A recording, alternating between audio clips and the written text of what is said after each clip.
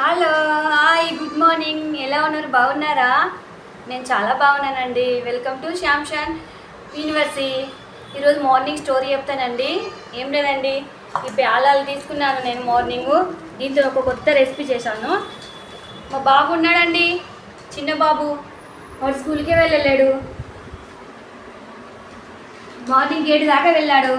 School దాకా gate దాకా వదిలేసేస్తాను, కానీ వాడు ఏడుస్తూనే మళ్ళీ వచ్చేసాడు ఇంటికి. ఏం చేశానండి, కానీ ఈ ప్యాన్లతో నేను ఒక రెసిపీ చేశాను, ఒగ్గని. దాని రెసిపీ ఏంటో, దాని ఐటమ్స్ ఏంటో చూపిస్తానండి. పావు కిలో ప్యాలను నానబెట్టుకోవాలి. 15 పచ్చిమిర్చి, ఎల్లిపాయలు, కళ్యమాకు, రుచికి తగ్గట్ట ఉప్పు, ఉల్లిపాయలు చిన్నగా పొడుగు కడి చేసుకోవాలి. ఇది పసుపు, 2 స్పూన్ల ఆయిలు. ప్యాలాలు మంచిగా కడుక్కోవాలి వాటర్లో. స్టవ్ మీద ప్యాన్ పెట్టుకొని, ప్యాన్ వేడయ్యాక ఆయిల్ వేసుకొని, ఆయిల్ వేడయ్యాక ఆవాలు జీలకర్ర వేసుకొని బాగా వేపుకోవాలి చిటపటలనేలాగా.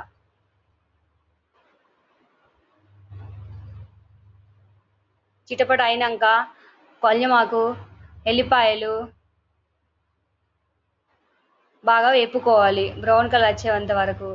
తర్వాత ఉల్లిపాయలు వేసుకోవాలి. ఉల్లిపాయలు బాగా బ్రౌన్ కలర్ వచ్చేంత వరకు బాగా వేపుకోవాలి. బాగా బ్రౌన్ కలర్ రావాలి అండి. తర్వాత పచ్చిమిర్చి, కొంచెం పసుపు, కొంచెము ఆయిల్, పసుపు, ఉప్పు వేసుకోవాలండి. ఈ ఒగ్గనిని వాటర్లో నానబెట్టాము కదండి, చూడండి మెత్తగా అయ్యాయి కదా. ఇప్పుడు ఈ మసాలాలో వేసుకోవాలి.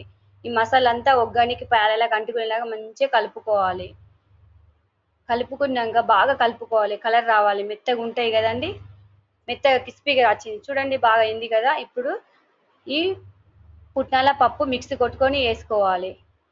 బాగా కలుపుకోవాలి. తర్వాత కిస్పి ఉండేలాగా కలుపుకోవాలి. తర్వాత చివర్లో ఒక నిమ్మకాయ రసం వేసుకోవాలి. మీకు ఇష్టం ఉంటే వేసుకోండి, లేకపోతే లేదు. వేసుకుంటే చాలా బాగుంటుంది.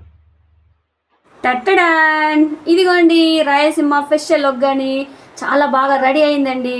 మీరు కూడా ఈ రెసిపీని ట్రై చేసి ఎలా ఉందో కామెంట్లో చెప్పండి. Thank you.